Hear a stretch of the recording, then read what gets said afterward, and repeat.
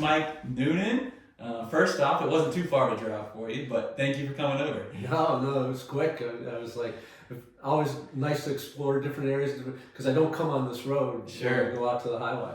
So it's really neat little niche back here. So it's cool. It is. If you, I do like this road. It's not as quiet right now because we have some construction going on, but it's kind of nestled in between a few busier roads, so we don't get as much traffic on this road. Yeah, no, it's nice. With I guess I got to start off by saying congratulations. You just won your second national championship. Quite the accomplishment. When you think about this year's team at Clemson, what was special to you about this year? Well, it was it was a completely different team from 2 years ago. 21, and that's that's rare, but that's where college athletics is going these days, right? And this team took a while to form their own identity and personality. And so I was talking a lot of times about, I don't love this team yet. And I love every team I've ever coached, but I don't love this team yet. I'm in September, I don't love this team yet. And I'm waiting to find out when's it going to happen. But it did happen, and it was a very unique team, and some really neat moments that went on throughout the course of the year. Y'all really got hot at the right time. Yeah. Really towards the end of the year. Because I remember, I think, halfway through the season, I was checking y'all's win-loss total, and I was like, they've lost a few games this year. And then at the end of the year, I had my Clemson buddies texting me like, dang, we made it through this round. We made it through this round. And next thing you know, it's Notre Dame in the championship, and y'all winning the championship. Yeah, it was kind of surreal the way that it happened. And again, it takes time, right? Mm-hmm. And we had 14 new players on the roster this year. Dang, I didn't know that. Yeah, four transfers, 3 impact transfers. And again, they were coming from West Coast schools, so they weren't here in the summertime. So you've got, the better part of 2 weeks in preseason. And it's not just the soccer; they're good soccer players, right? But it's so much more than that when it comes to building a team, and it's such a cerebral game. And you got the camaraderie. Yeah, it really is. And the continuity, and the common purpose, right? I know. In my playing career, you touch on that a little bit with like. I would play on teams that we had all around better talent maybe on the field, but I won more games with a team that I had better camaraderie with. Yeah, chemistry is really important. I've talked about Milt Louder quite a bit this morning. And one of the first real critical moment we had was we went out to Millplan with the team. And he had set up all kinds of, little games, whether it was 2v2 basketball or we were playing cornhole, and the guys were all competing. But there was a ping pong game that went on, and the 2 new French guys were playing against 2 American guys. Oh, man. And the teams, the guys picked sides, and they were screaming and shouting, and that was the first moment when everybody kind of like unified and got together. I mean, I get goosebumps telling the story because I remember it so vividly. And as a coach, you watch from afar. I bet you'd be like, all right, here we go. It might happen. Yeah, without a doubt. With, I think your coaching career is, more people around here maybe know about it. You came down here after a successful career at Brown, but you also were a college player at Middleborough. For you growing up playing soccer in the States, what was it like? Back then, it was a good bit different than maybe it is now. Even from my time, it's grown so much. But back up north in Massachusetts, I believe, or New England, what was it like growing up playing soccer in the States? Yeah, it was actually Middlebury, Vermont. So that's where the school was. And ironically, I was just up there last week, which brought back some great memories. But nice. If I read a book ever, there's going to be a title, and the title is going to be "Living in the Shadow of the Beast." Right. And the Beast is American football, obviously. and that was growing up back in the day playing. But there's some really neat parts. So my dad, the family, we moved to Taiwan. My dad was an engineer and background at NASA with the Apollo mission, and he was helping modernize the rail system in Taiwan. So I was in an American school, and even though Taiwan was pretty good at Little League Baseball now, back then it was all soccer. So when we moved back to the States, I was in 5th grade, and they moved into a town that had a soccer-centric program just outside of New York City, Westport, Connecticut. So soccer was part of my vernacular throughout the entire, my high school years and in those times, and it just stuck. And we had really good teams, state champions in high school. And then at that time, Middlebury's a Division III school. Then I had opportunities and scholarship offers at Division I schools, but my dad was pretty high on the academic path, and he gave me some choices, and limited my choices. And I wound up in Middlebury, and that was it was the best decision my dad ever made for me. Well, I looked at Middlebury today, and they have quite the athletic programs. Oh yeah. I mean, y'all have won like 80 something national championships. Y'all have over 40 Olympians, I believe. Yeah. And it's like a smaller school up north. Yeah. It really, I think 25% of the student population is an athlete. Yeah. And 75% of them marry someone from Middlebury. And I escaped that. I was about to say, did that happen to you? I went north to the University of Vermont. I didn't go far, but I went a little further north. With your playing career, and was coaching always in your mind? Like, what was your thought process? Was there ever another dream that you wanted to be an astronaut, or did you something else you wanted to do, or was it always coaching?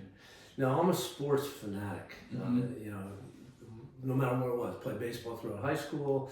Love football. I'm a huge NBA guy. I mean, I just love sports.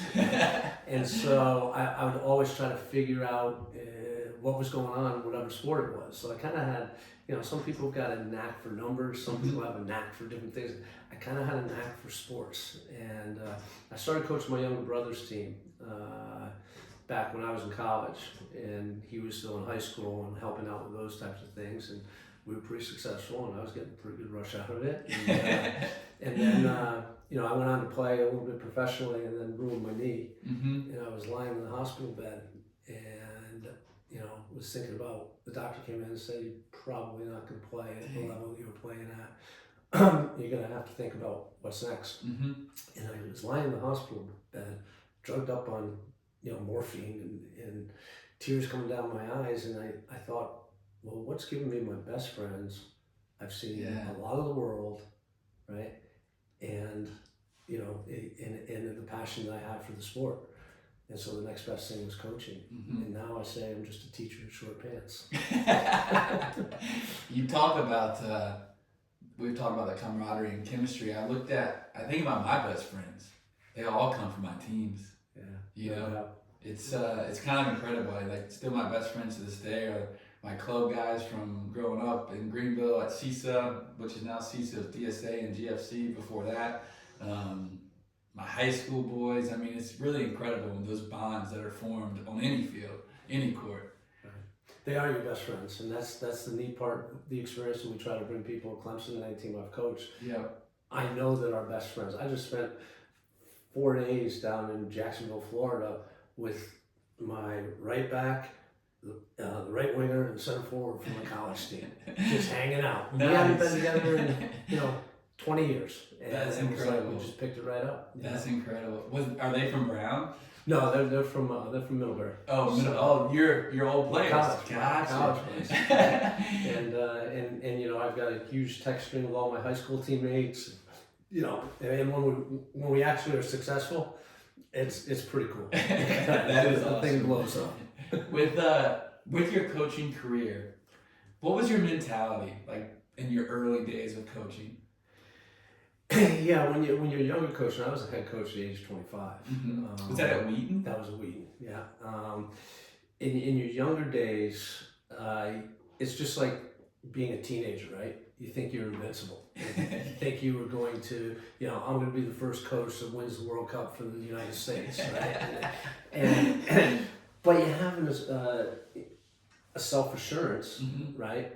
And I don't want to call it, but a cockiness, youthful that, you know what, I can get this done, and they're going to listen to me, and we're going to be successful, and that slowly, nurtures itself and matures itself into a more holistic, like I said, teaching, and understanding that you're using the game as a tool to help young men become grown men. And that's, I've had a lot of mentors, I've had a lot of help, and it's been a fantastic career. I wouldn't change it. Yeah, with your career at Wheaton, you turned them around in just maybe 2 or 3 years.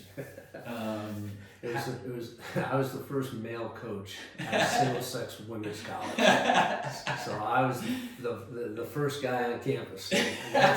There's some funny stories. I looked at the records though. I mean, I think the first year you were there, y'all were like maybe 4-14, and then the second year you were 14-4, or something along those lines. How did the Brown opportunity come about? Well, I was at Wheaton, and like I said, there was no recruiting done. I got there in August. First game was in September, and there were 100 guys on the campus, right? There were 1,500, which is pretty good if you think about it. Pretty good ratio for recruiting. So I hired an assistant coach, and basically saw how poor the team was. And I said, I'll be around for the games, but I'm on the road recruiting. Nice. So we got some really good players come in the next year, and obviously we had a more successful year. And then I went to the University of New Hampshire. Oh, okay. And was hired up at the University of New Hampshire. When I was at Wheaton, I was the head men's soccer coach, the head men's lacrosse coach, the director of club sports, and the equipment manager. Dang. Oh my goodness. And I loved it because it was my first job. I'm single, I'm 25, and you got to learn a lot too. Tons.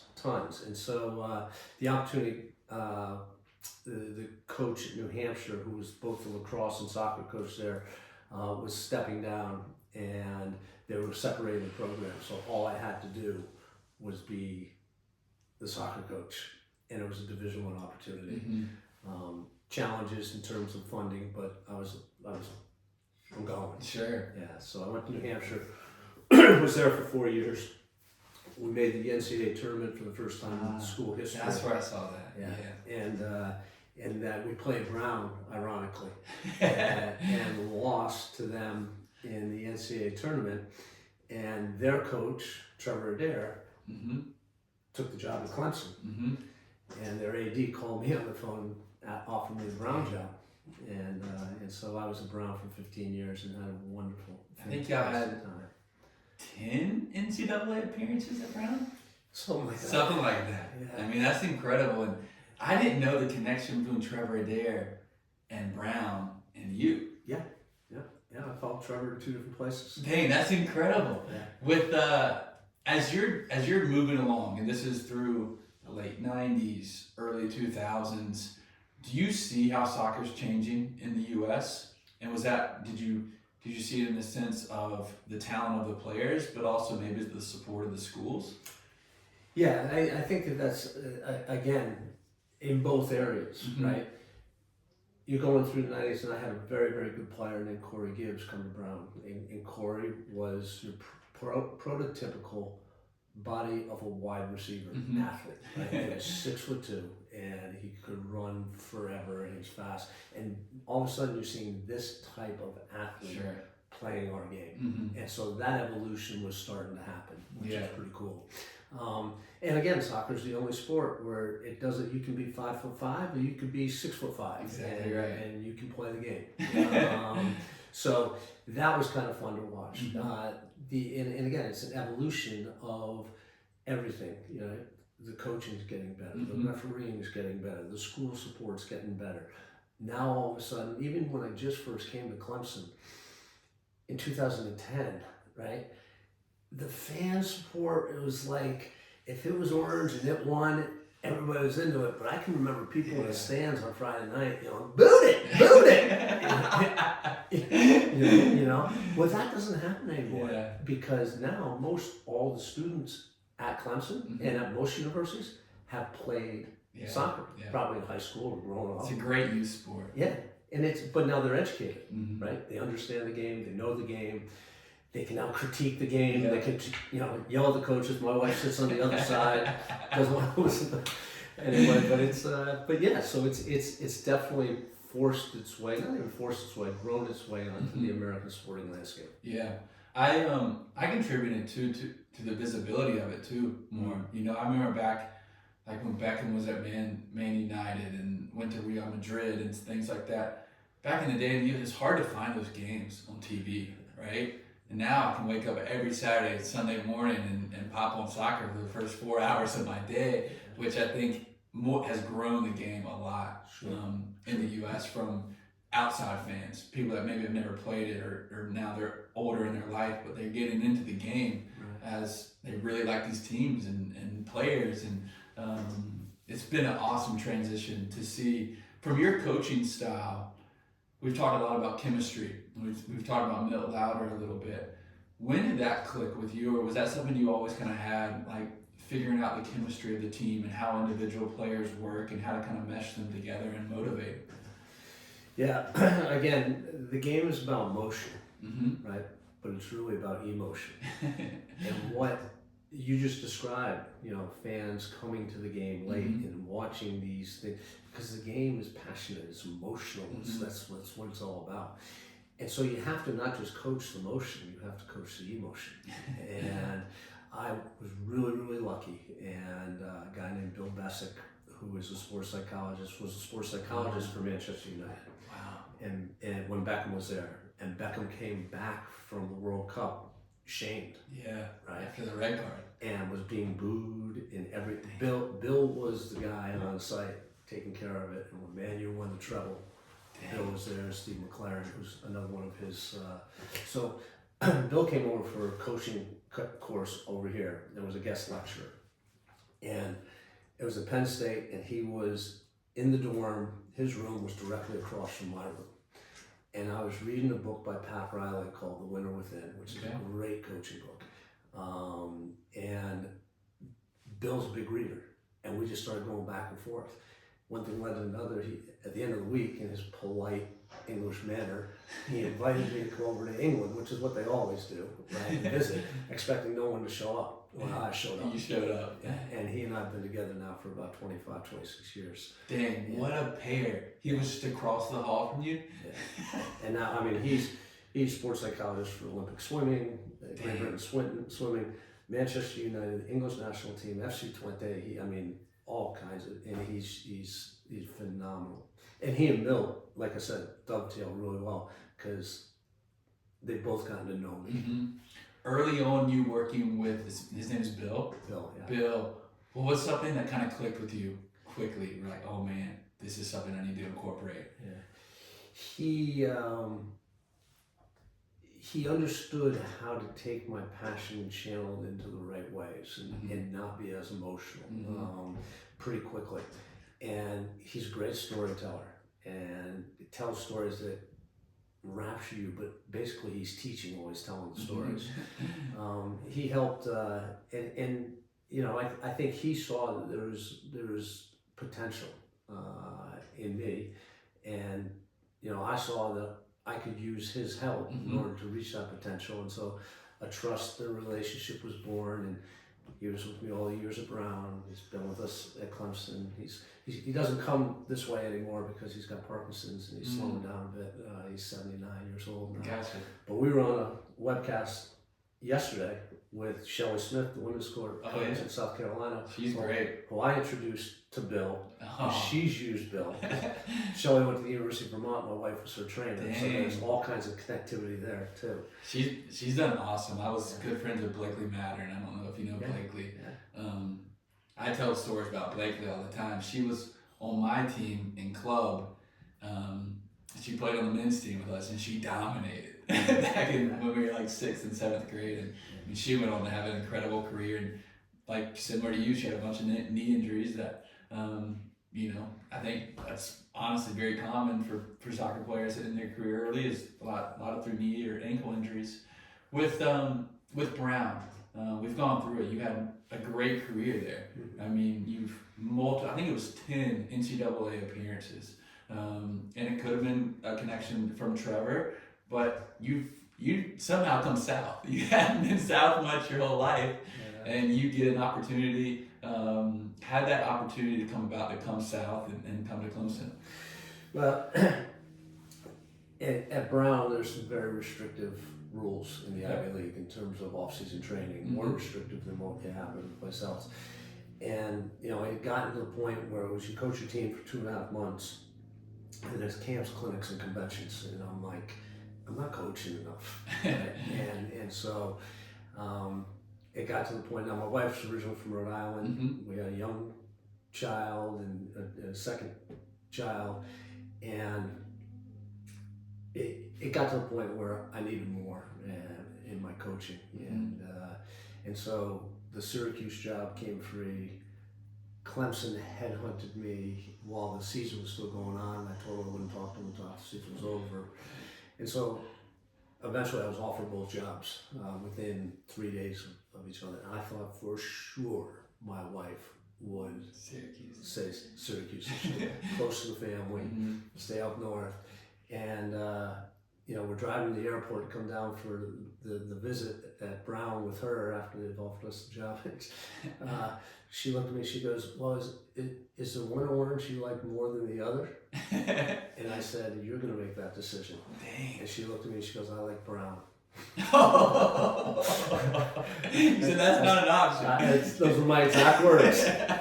And so we came down and, we did the visits to both places, and she had a huge influence on it, but she liked Clemson, and she liked the way Clemson felt for a family. Sure. But more importantly, the decision was Terry Don Phillips, who was the athletic director here at the time. Terry Don was a humanist, and he got it. He was an ex-coach, and he knew nothing about soccer and didn't want to know.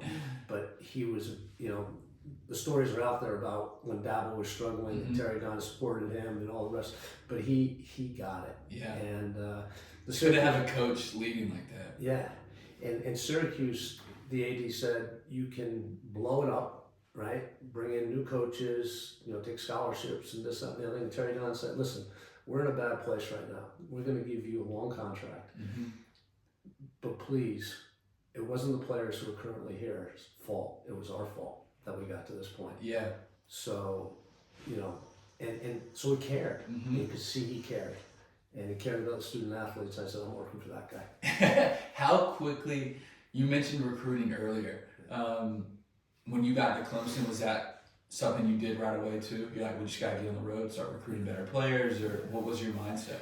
Yeah, I'll tell you a funny story. So I had to go back north to Rhode Island to one of my former players' weddings. Right? And so I'm up in Newport, and Billy DeAndre, who was one of the 3 people who hired me, and assistant AD at the time, Billy DeAndre calls me, and I'm sitting watching maybe the Champions League final. It's in April and waiting to go to the wedding. And he said, what are you doing on Monday? And I said, well, I'm at this wedding, and on Sunday night, I'm flying down to Dallas to the Dallas Cup because I got to recruit. I'm going to be down there all week. And he goes, well, you might want to change your plans. I said, well, why's that? He goes, well, I've got to go do a fundraising thing up in Washington. I was supposed to play Augusta National on Monday with Dabo and the donor.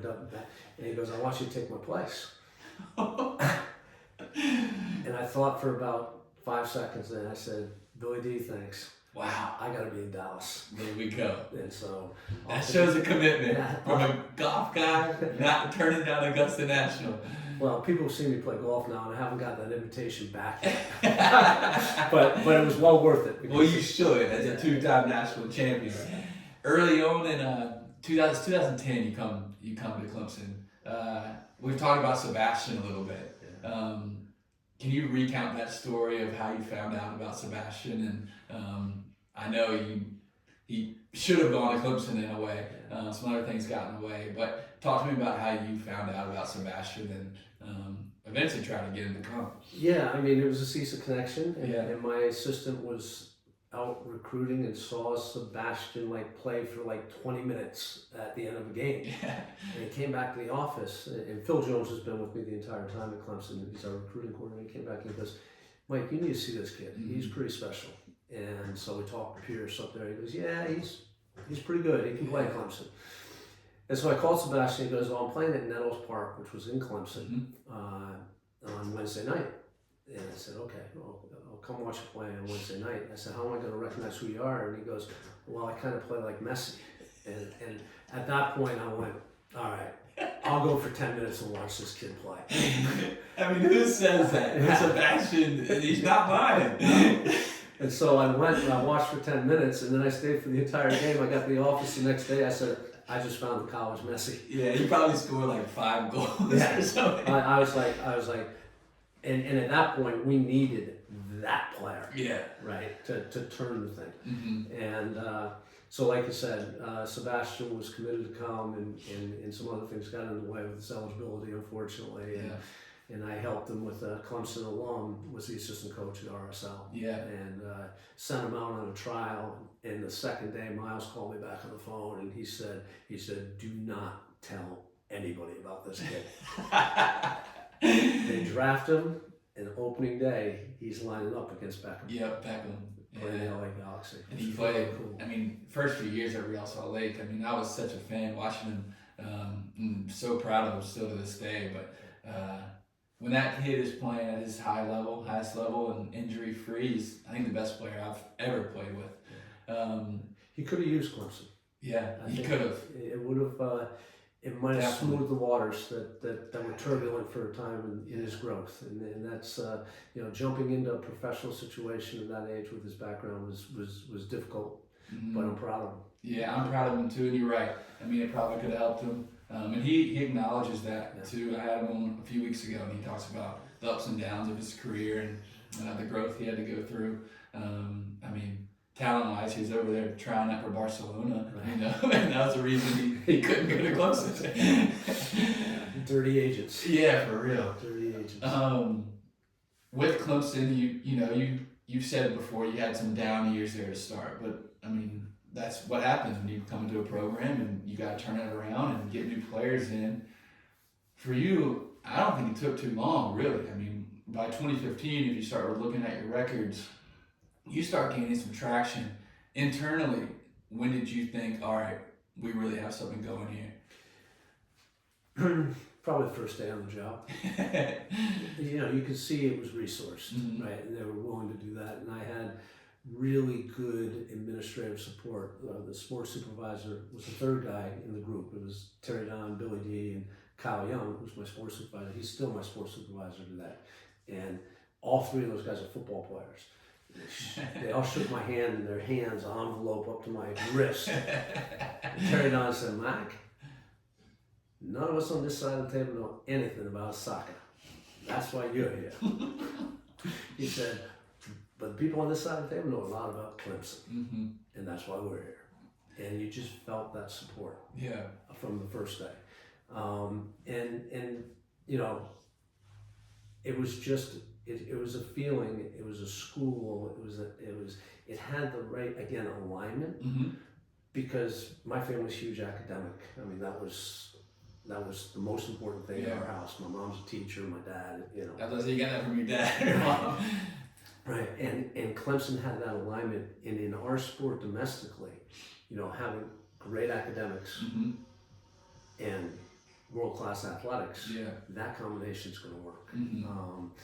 So the first couple of years were lean, and that was more because we were so poor that we went out and recruited talent, not character. And the talent without character, it can blow up. Definitely. And it did a couple times, so we had to restart a couple times.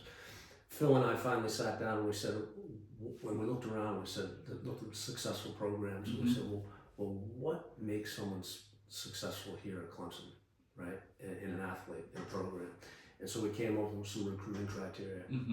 And there are 10 recruiting criteria, and every kid who we brought in had to tick 7 of the 10 boxes. Dang. Right, and we started recruiting to that criteria, and things started working.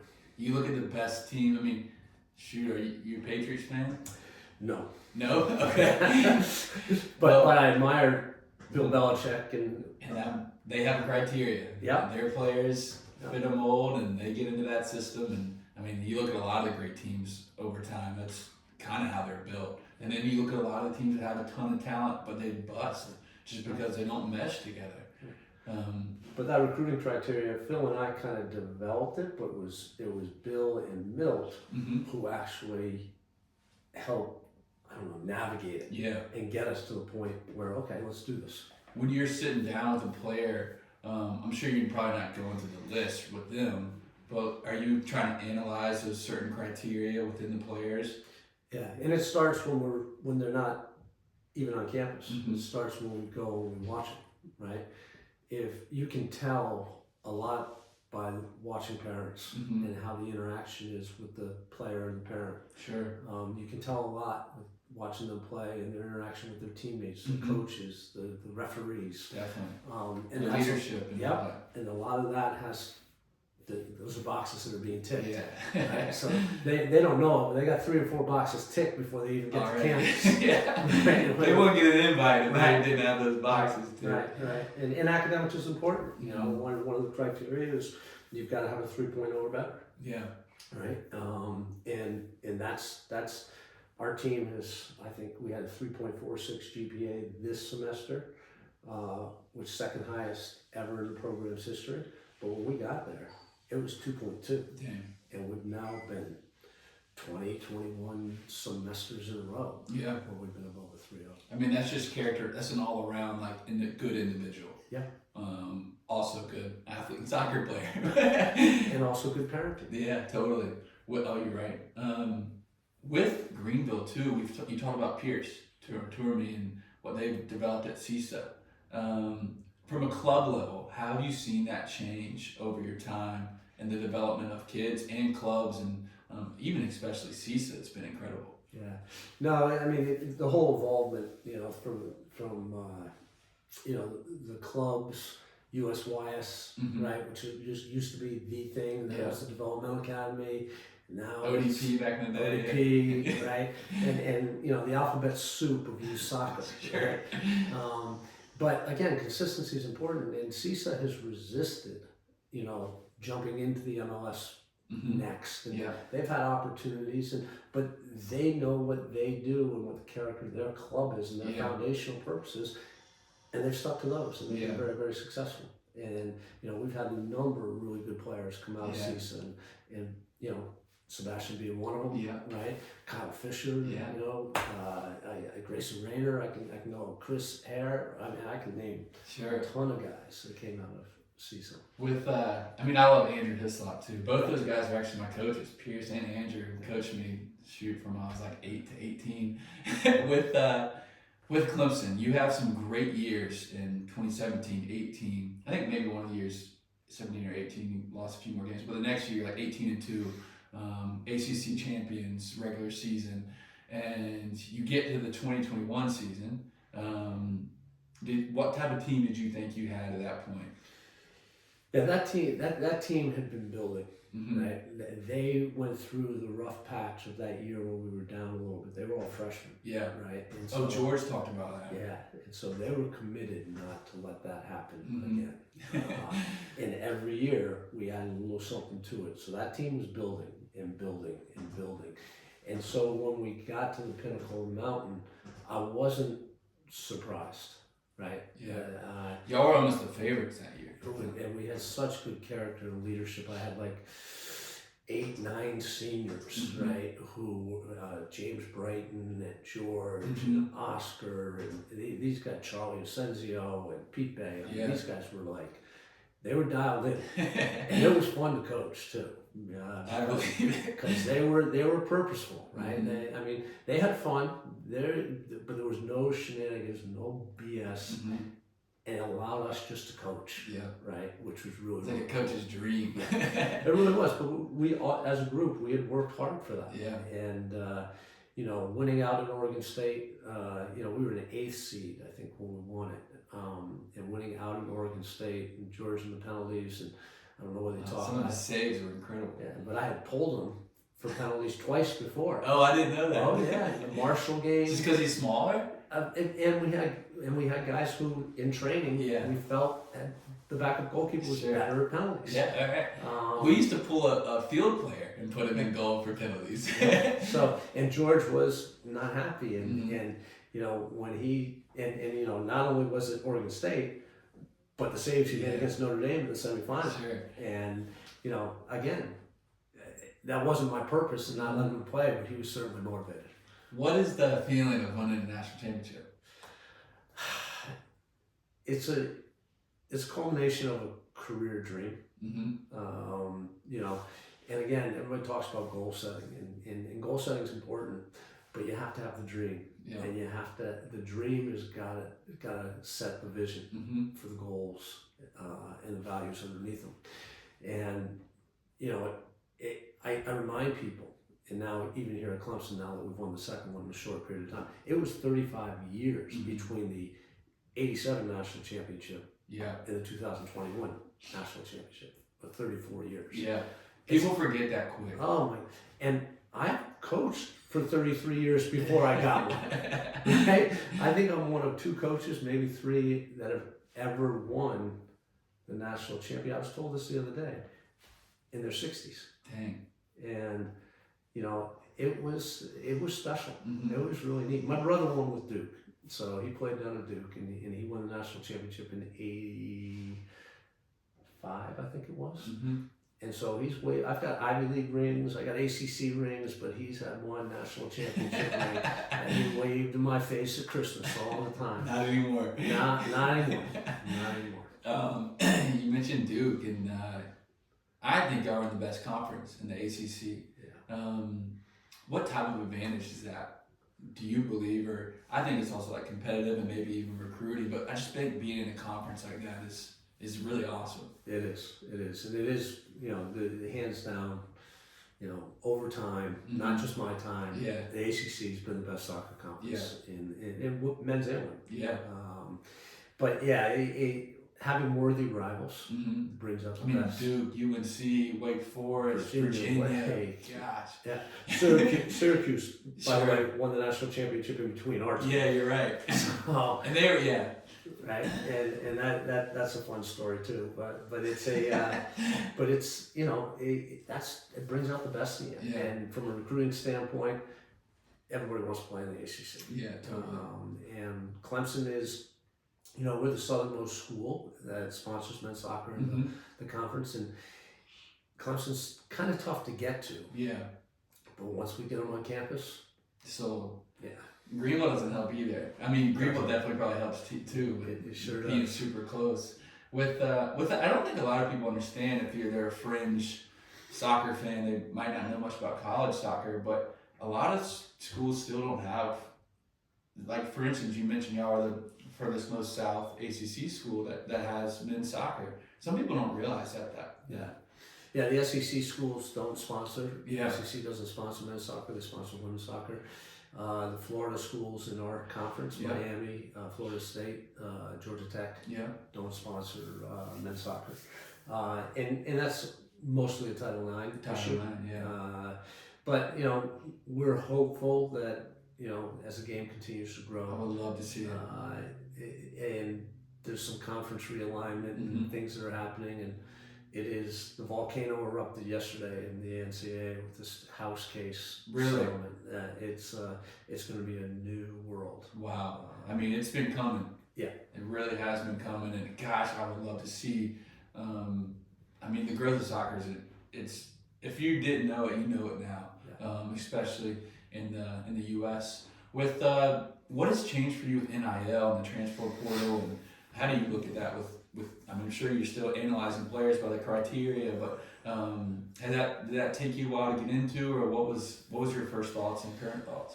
Yeah, it's a tricky space to navigate, to be honest with you. And it's wild west. It's very, very different in the equivalency sports versus the head count sports, whereas NIL for the head count sports, they're paying players, right? What we've tried to do in the NIL space is we've tried to enhance our scholarship pool, right? And we've been somewhat successful doing that. Sure. But what many people don't understand is that we only have our 9.9 scholarships. There's no need-based financial aid, institutional need-based financial aid, which most of the schools that we compete with have. Yeah. So we've tried to level it up with NIL, and we've had some very generous donors who've helped us with that. Unfortunately, again, and this is something that, you know, we're still navigating the landscape of, but college athletics has gone from transformational coaching, right? Relational coaching to transactional, right? And that's, as much as grew to love the team last year, right?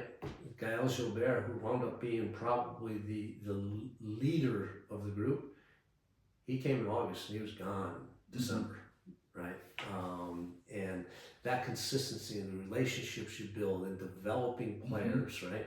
I feel bad for the club kids and the high school kids now, right? Because they're thinking their goal is to get, I can go It's tough. and I can get a 5th-year senior to come in and do a grad degree, right? Center back, and instead of having a 17-year-old, Kyle Fisher, come in, make mistakes, grow and learn through those mistakes, and continue to mature. It's tough. So it's hard for not only coaches to navigate, because I'm in the game because of that relational, transformational relationship. Right. But I'm at Clemson, right? And I'm sure many people on your podcast have heard Dabo talk about the transfer portal, which is different for him, right? But we used the transfer portal and won a national championship. So, you've got to adapt to anything. And, I don't make the rules, I just follow the rules. And that's what, the approach is with our staff. I was talking actually with my dad about that, and we were talking about, it was more about football, but it's so interesting because you can be like, we could have 3 freshman wide receivers come in, or go get, 3 conference, All-Americans from different conferences and come play. And they're juniors or seniors. I mean, it's just the dynamic of bringing in that also more mature skill level, experience, and then the guys coming from high school or club is just a lot different. They're trying to navigate their way to make their opportunity and their dream come true.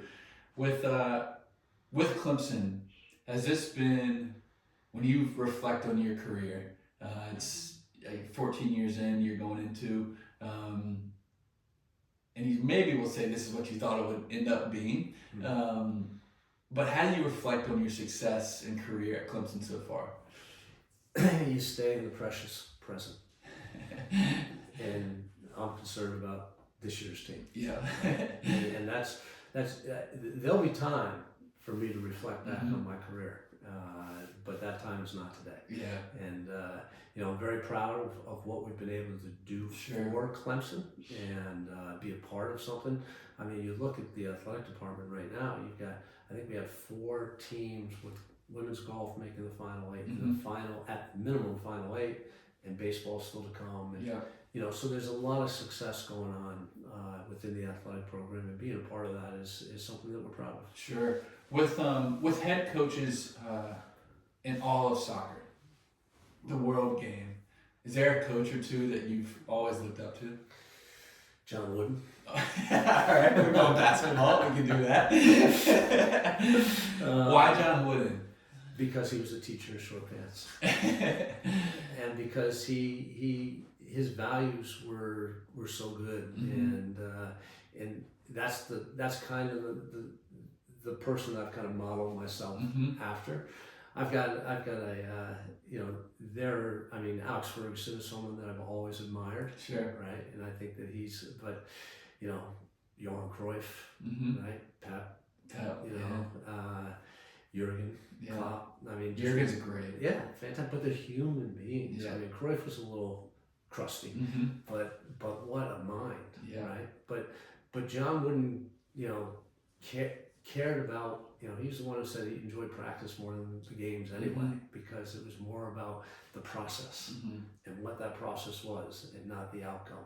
And always a growth mindset, and not fixated on the record, winning, and he let that take care of itself. And that's how it's built in practice. If you can love practice, and the games will take care of themselves. I love that term, growth mindset. I don't know where we got that from, too. Well, Carol Zweck is the one who started. All right. But Mill preaches it. Bill preaches it. It's something that Mike preaches now too, because it works. With Premier League, do you have a team? I do. Who are they? The 3rd place team. Oh man, Liverpool. Klopp. My best buddy, he's a big Liverpool guy, and I mean, halfway through the season, we're like, man, this might be the year. Well, no, I've always, since Kevin Keegan was playing, Mm-hmm. right? Because back in the day, right, you talked about the visibility of the sport here. Mm-hmm. When I was growing up, there was one game a week.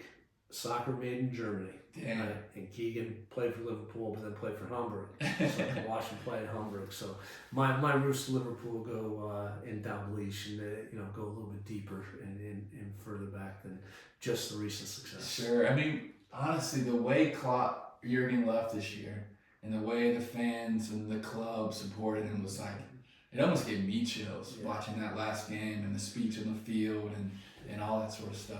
Yeah. No, and that's the attachment and the emotion that we've talked about that fans, players, coaches all feel for the game. Yeah. And I think that he,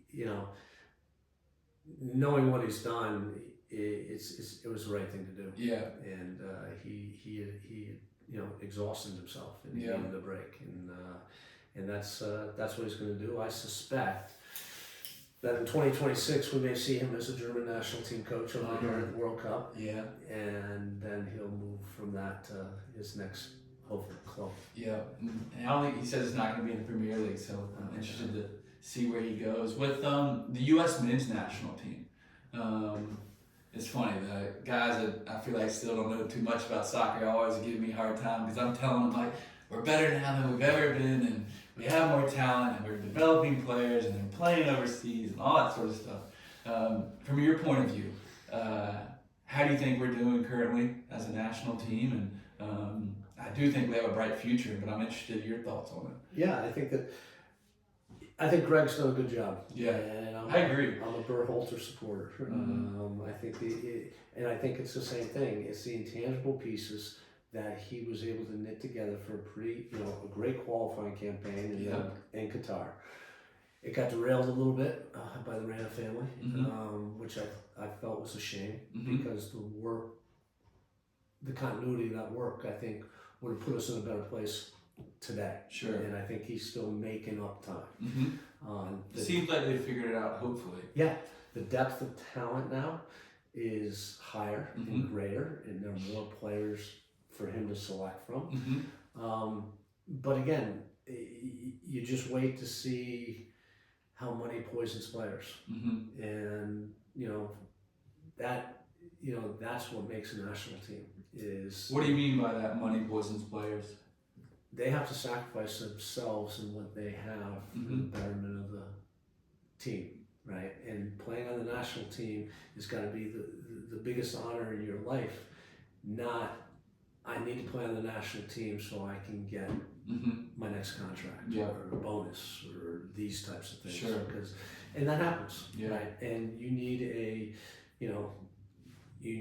good nucleus of players who are motivated for the right reasons. And I it's think like that chemistry. Right. You gotta love to play. And as soon as there's selfishness that comes into any team, it can derail no matter what the talent is. A lot of times that selfishness comes from the most talented players. 100%. So I think Greg's doing a good job. I'm really excited for the Copa America. Me too. To see how they fare in that. And that'll be the lab. I mean, one of the most fun things. I'm looking forward to June in the biggest way because of the Euros. Because at big championships, European championships, World Cups, that's where all the I love the Euros too. Yeah, but that's where all the nuances or the new things that are being tried come out in the game. You can see things and examine them. So from a coaching standpoint, this is going to be a great month. I can't get you out of here without asking you about the new coach at South Carolina, Tony. Have you talked with him at all, and how do you feel he might do down there? Yeah, I knew Tony before he went down there. Obviously, we recruited a bunch of Atlanta United players, and that's why I liked him down there. Yeah, and Tony's a really, again, you want to talk about passion. Tony is a passionate guy. But I knew there was going to be a learning curve because of the college landscape. Sure. He didn't, the compliance issues and the things that he hadn't had to deal with. And I think just like us, right, in those first 3 or 4 years, we went through some growing pains. Yeah. And I think that Tony's gone through those growing pains and he's ready to come out on the other side. Yeah. Good coach, good man, have a lot of time for him, and I wish him luck in every game but one. Yeah, you're right about that. With as we close up here, I have two more questions. We're coming up on the Champions League final. Real Madrid versus Dortmund. Who do you think wins? My heart says Dortmund, my head says Madrid. Yeah, oh, for sure. That's what I'm thinking. I think most people were saying the same thing. Yeah. And also, I mean, Dortmund's Klopp's club, Mm-hmm. right? So. Oh yeah, I mean Dortmund. If you look at their talent over the years and the players that have been through there, it's absolutely incredible. Yeah, I wish I had $5 on them at the beginning of the tournament. Yeah, for real. With you as a coach, and you might go back to some of the teachers in short pants type things, but what's most gratifying to you as a coach? Graduation.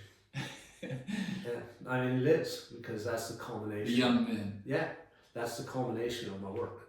Is when we get people to come in and then they perform, no matter how many trophies you win. And obviously, I mean, I drive to Clemson every day, and I compete with myself to see if I can get there faster, right? And then I drive home. I'm a competitive person, right?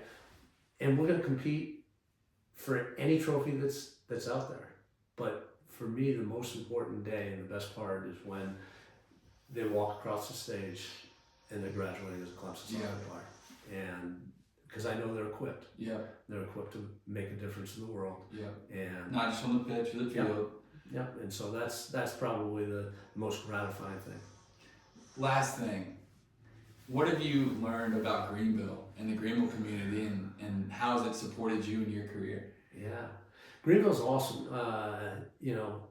There's some very important people who live here in Greenville. Yeah. Joe Swan being one of them, the Triumph and where they've come, and as you know, their owner's a Clemson guy too, but yeah, the city of Greenville's embraced. It's just really neat. Like I said, I was in Vermont and I was down in Jacksonville, Florida over the last couple of weeks. And when you drive back in and you start seeing the tiger paws, and it's you're in Greenville, and it's just a really neat community, and the city's fantastic, and how they've engineered the city to be what it is, and to remain what it is we love living here, and we love recruiting here. Yeah, and like you said, you're not going back. We'll visit. That's right. Just visit. Family's still there. But this is we enjoy it too much down there. Well, Coach, thank you for coming on. It's been a pleasure having you on. I mean, it's really been incredible watching the success you've had in the last few years, and even from a South Carolina grad, a former South Carolina player. I mean, the respect I have for what you built is absolutely incredible, and you're an incredible guy, human. So thank you for coming on, and it's been an absolute pleasure. Yeah, thanks for having me. This has been fun. Great.